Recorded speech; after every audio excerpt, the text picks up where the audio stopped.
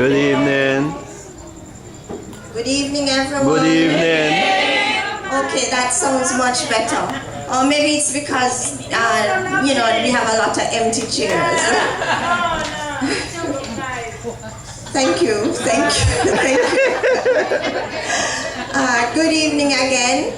This evening, we are almost at the end of our health presentations. But even though it's at the end, it's very, very important. Amen. This evening, we are going to be celebrating relationships. Amen. We are going to be celebrating friendships. All right, so we are going to be talking about social support and service. So what is social support? What do you think social support is? Really, it is the help, the love, and the care and assistance that you get from social ties, from persons within your web of relationships. So support is accessible to an individual through social ties, and there are different types of social ties, and we are going to go into that. So why is this topic very important? Because you may think that your friendships are trivial. You may not realize how important they are. All right, so when I interact with someone, I share, I provide care and love and motivation. And if it's a healthy relationship, 10 to 1, I'm going to get that back in return. So I scratch your back and you scratch mine. And so that's the whole concept. And so the topic is social support and service. So what really is service? Well, if you're in any good relationship, it involves service. It involves your serving the other individual in that relationship. Go ahead. Okay? Now, at the basis of all relationships is, what is at the basis of all relationships? Love. And we heard a lot about love from our coach or life coach last night. He spoke about Abraham Maslow. And Abraham Maslow said, and I quote, "Love is as essential to the growth of a human being as is food." That is how essential love is. And as Christians, we know that love is the kingdom's banner. And that's how important love is spiritually. True religion teaches that all nations are one in the eyes of God, and that there is unity in the family of humankind. We are all one by creation, and we should respect the dignity of others in all societies. Amen. And so if we share this philosophy, it will be very easy in terms of providing support and serving others. Amen. God is a being of relationships. God requires that we develop a close relationship with Him. He wants that of us. And by extension, we are expected to reflect Him better when we interact with others instead of being isolated. So isolation is not healthy. I tell my husband that if you see someone who likes to be alone and withdrawn and in the corner, not talking and interacting with others, that's not usually a good sign.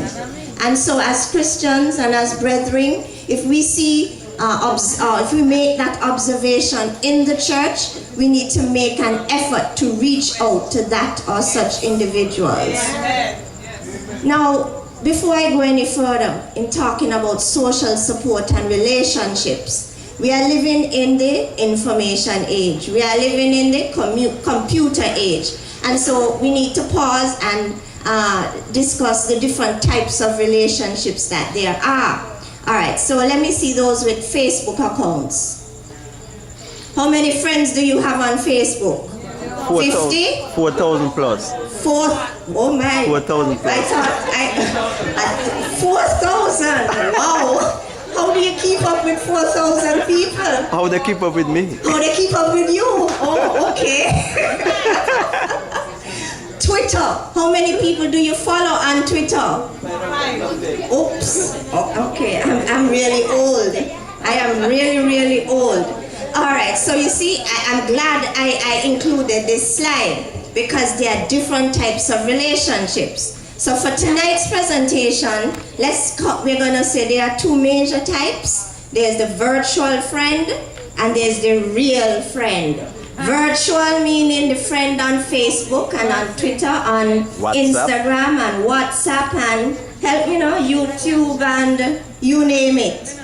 And as a matter of fact, there is something called e-harmony, love captured. It's true! Yes! You can log on and they say you can find a life partner. I don't know about that. And there is OkCupid. I googled it and these are the two that I came up with. Alright, so remember now, they are virtual friends and they are real-time friends. So when I say real friends, I mean friends with whom you interact face-to-face in real-time person, alright? But there are differences between the two types of friendship. Compare your friends on social media versus the friends who you interact in person, alright? Now there is nothing wrong with their friends on social media. Amen. Providing that you realize that the internet, however much it has transformed our lives for the better, is no substitute for getting out and meeting people face and real time, face to face and real time. All right? You see those children? You see how they're enjoying themselves? Yes. You know what I realize? No. The friendships formed in this age group last a lifetime. And guess what? They didn't establish those friendships on social media. Okay. No, they didn't. How old do you think these ladies are?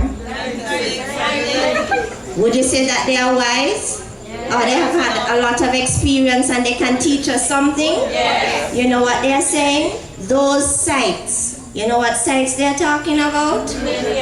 Social media sites can only make initial connections. They cannot begin to develop the depth of real friendships or the depth of real connectedness. They obviously have been friends for a lifetime. And so they have they nurture their relationship. So it's a strong relationship. And so that's the type of relationship that we are speaking about tonight.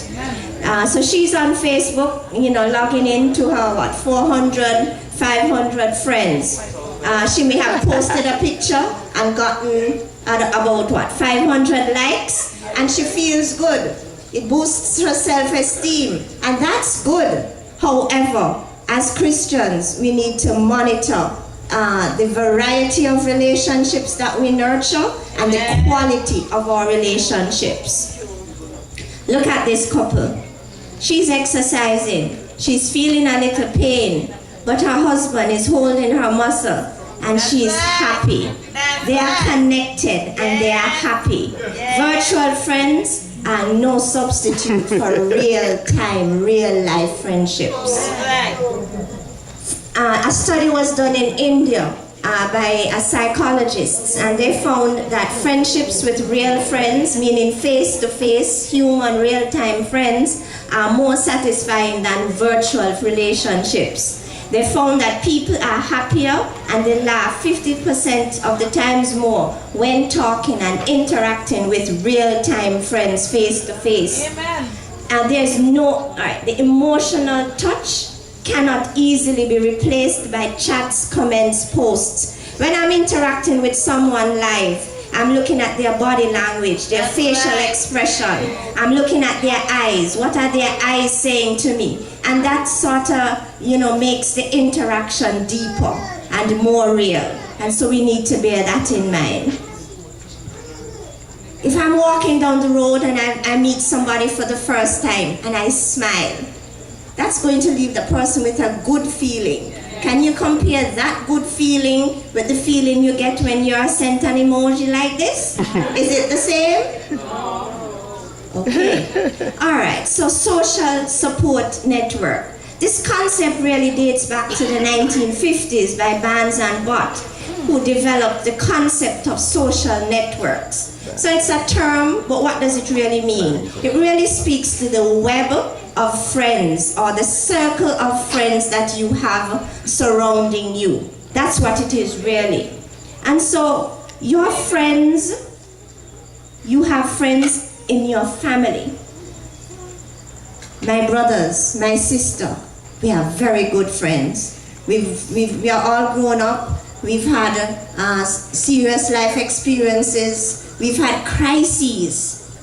And we've been there for each other. And so you can have friends within your family. And that's a blessing. Amen. Yes? Amen. You can have friends from your school or learning environment. High school friends. I have some very good high school friends. I may not see them for 6 months, a year, 2 years. But when we do meet each other, we hug, we kiss, we sit, we talk for hours as if time didn't elapse. All right? And so you can form meaningful relationships in the school learning environment. Well, don't talk about tertiary education. You meet some lifelong friends there also. And then relationships in the healthcare environment. Some of us end up in the hospital. We develop friendships there. Some of us go to the health center. We develop friendships there. Can I tell you about one of my favorite patients? He died.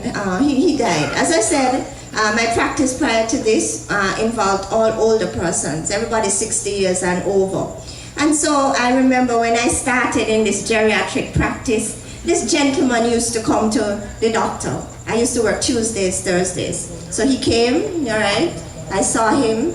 He was stable, fine. Next week, he came back. Mr. Weiss came back. All right, so why are you here to see me today? So he told me, saw him, fine. Next week, Tuesday, Mr. Weiss is back again. So I said, but what is wrong with this gentleman? So I placed my pen down and I delved a little bit more into his social history. Do you know, Mr. Wise, he lived in an elderly home. He was a Jew living in Kingston, Jamaica.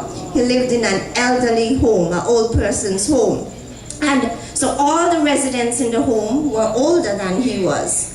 And so he came to the doctor. I figure he liked me, I don't know. Because I engaged him in conversation. We talked about the news, etc., etc. And so you know why he came to the doctor every week? Just to social support. And so what? I booked him every Tuesday, the last patient. And so he would come early, interact with all the other patients, interact with the staff in the office, and then he would come and we would talk news, talk the latest. And guess what? He lived in the home. His wife lived in England. His children lived in England, so he was lonely. His family was in England. He lived in Jamaica in a nursing home. And so the doctor's office was where he came for social support. And he remained my favorite patient until he died. Whenever I traveled, the other doctor working with said, I would see all your patients, but not Mr. Weiss. Work environment, so we make good friends in the work setting. And I can tell you, faith-based community. Well, I came back home in September. Most of my friends are living overseas. Most of my friends are in different countries. And coming back, coming to church. Now, well, I must say thank you for welcoming me in your family. And I feel as though my social network is expanding, and I'm thanking God for that. And so your social network speaks to the circle of friends from all these and more settings. All right, so we talk about the network and how many persons you call your friends, how many friends you have. So that's one factor. But the quality of your relationships is what counts. So the benefit, the health benefit from your social relationships really comes from the quality of these relationships. So when we talk quality, what do we really mean? Well, I don't think I can say I have a lot of friends, but the few friends that I have, there is serious connectedness. And so that's what that means, density, very, very important. And then proximity, reachability. How do you keep up with your friends? They are friends you visit, they are friends you phone, they are friends you go on Skype, they are friends you keep in touch via WhatsApp, etc. And so Emo. then the mode by which you keep in touch with your friend determines to some extent the quality of that relationship. And then the frequency with which you make contact with the individual is also very important, and that too determines the quality of that relationship. And then quality, when you talk about the quality of your relationship, it speaks to the level or the amount of emotional support that you enjoy from that relationship. Emotional support, what am I talking about? The love, the care, the motivation, the empathy that you get from that interaction. If you go to work and you realize you are sent home off the job, who do you call? If you have a flat tire, can't go to work, and you need a ride, who do you call? That's the type of emotional support I'm talking about. Instrumental support speaks to help, more tangible assistance. So if you have children and you want somebody to babysit, who can you call? If you have a computer issue, is there somebody you can call for assistance? If you need help to do something in the house, like fix something in the kitchen, is there a friend that you can call to come and give you that instrumental support? And then informational support. They have friends who provide you and keep you up to date as to what's happening. For example, I remember a few months ago I was driving home and a friend texted me, Hazel, don't buy gas at a whatever station because persons just bought gas and before long their car is shut off. Alright? And so that's the sort of informational support that your friends give you. And so when you are assessing your relationships, this is what you look at. Ladies and gentlemen, you have friends and you have friends. And there are times when you have to sit and reflect on a friendship and assess where this friendship is going. Sometimes you have to make a decision. Do you continue this relationship? Do you draw back or distance yourself? Or do you sever the relationship? Amen. And these are the factors that you look at when you are assessing your relationship. All right? So the literature, which I will go on and share with you, says that your relationships impacts your health, right? And so your social network and your friendships can positively impact your health and your well-being. Wow. But the literature goes a step further to say it's the quality of those relationships. Look at this picture. Do you think that relationship is, they're enjoying a good quality relationship? No. The scene is a nice scene, but they're on social media. Alright, so now let's go on to the evidence. What is the scientific evidence? It's all well and good for me to say that good, strong relationships with others has a positive impact on your health, or what it says here. Social support is exceptionally important for maintaining good physical and mental health. Amen. So don't accept my word for it. Let's share the scientific evidence. Now, there is mounting evidence that says that strong social support, strong friendships is an antidote to depression. Wow. Very important to note. Yes? There's another study, a number of studies that were done looking at patients with heart disease. So that is like heart attack, if you've had a heart attack, or if you've been diagnosed with heart failure. Persons like that were involved in this study. And what they found is that if you have heart disease, if you are diagnosed with heart disease, and you have good social support, good quality friendships, it can positively impact your survival. Very, very important. It reduces the risk of depression and you would live longer. And that's what the evidence is showing. Now, as you get older, like all of us, but more in particular, persons 60 years and over. So once you reach 60 and you're climbing up in terms of numbers, it's important. Good emotional support is protective. It helps preserve your physical health and your cognitive health. In other words, it goes a long way in staving off dementia. Very important to note. Now, this study was done in a number of Caribbean territories. 2012, a bit dated, but I think it's very important. I don't think the numbers have changed much. What this is really saying is that what they looked at is adolescents, right? Between 12, 13, 18, 19. And of the adolescents who were involved in this study, 52.1% of them reported mild to severe depressive symptoms. So that's like half. So please note, the adolescents are at risk for depression. And they found that 29% had severe symptoms of depression. They also went a step to say that adolescents who enjoy good, strong parent-adolescent connectedness were at a reduced risk for depression. So that's very important to note. So if you're a parent in the house and you have an adolescent, you need to nurture your relationship with that adolescent because it's protective. Yes? Same thing here. Parent, your connection, you're providing support and love to children helps them to reach their highest academic and behavioral potential. Illnesses like breast cancer, persons who are diagnosed with breast cancer, they do best, they survive longer with good support, social support. In the States, if you are diagnosed with breast cancer, the doctors may not touch you if you cannot prove that you have good support system or good, strong relationships. So this just highlights the importance of strong relationships in terms of recovering from cancer.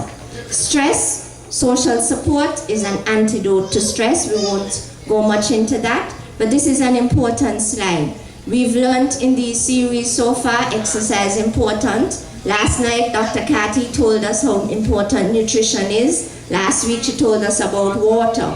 We learned about rest. This afternoon, if there's nothing else to take away from this presentation, social support is very important for your health and well-being. Okay. Social isolation, not good. These are the things that happen if you are isolated and not enjoying good relationships. You're at risk for heart disease, etc., etc. Please note that not all relationships are positive. Some of us find ourselves in negative relationships, relationships that are destructive. So if you're interacting with individuals who are influencing you in terms of smoking, drinking alcohol, not good. You need to distance yourself or sever that relationship. Some of us find ourselves in abusive relationships. The abuse may be physical or emotional. We need to sever those relationships. Step back, distance ourselves, or sever those relationships because it has negative impact on our health and our well-being. All right, the importance of service. There are a lot of persons who, as members of these service clubs, why? They reap benefits from serving others. When you serve, you enjoy higher self-esteem, overall well-being. You are more optimistic, you have a more positive outlook on life. And when you serve others, it empowers you. You feel rewarded and fulfilled. All right, and so there is benefit in terms of serving others. Ellen G. White tells us in Testimonies for the Church, Volume 2, doing good is a work that benefits both the giver and the receiver. So when you support others, you're benefiting the person and you also reap benefits. We are enjoying Peter now, the book of Peter, and he tells us, finally, all of you be of one mind, having compassion for one another, love as brothers, be tender-hearted, be courteous. Let's read 1 Peter 4:9 together. Be hospitable to one another without grumbling. Very important. Amen. And in Proverbs, we are reminded that we can find friends who stick closer to us than even our relatives. Amen. All right? And so Ladies and gentlemen, I've summarized the benefit that you can get from nurturing strong relationships. There are those of you who may say this topic wasn't meant for me because I have a lot of friends. But do you really? It's only when you reach or hit a crisis in life that you realize who your friends are, and you realize if in fact you do have a friend. All right? Can you answer these questions? If you felt like going to the movie this evening, can you easily find someone to go with you? If a family crisis arose, can you call on someone and get help right away? Okay, so that's good. And so you are privileged, and that's a blessing. All right, but if there are those here who answered no to those questions, you need to try and do something about it. Try and reach out to persons. Make the first step. All right? And in terms of building and nurturing relationships, it's always good to listen. My husband says you can make a friend easily. Just sit and listen. Yes? Respect the other person's privacy and dignity. Choose your words wisely. Be gentle. Avoid criticism. And when I'm interacting with others, I always put myself in the other person's shoe. I treat them as I would want them to treat me. And that's very important. Having a meaningful relationship with the Lord will produce loving relationships with others and a desire to give them genuine support. The social support we give and receive is very important to our overall health and well-being. Ladies and gentlemen, let us therefore live a life of praise to God by genuinely caring about the welfare of others and giving thanks for all things to Him who made us. Thank you.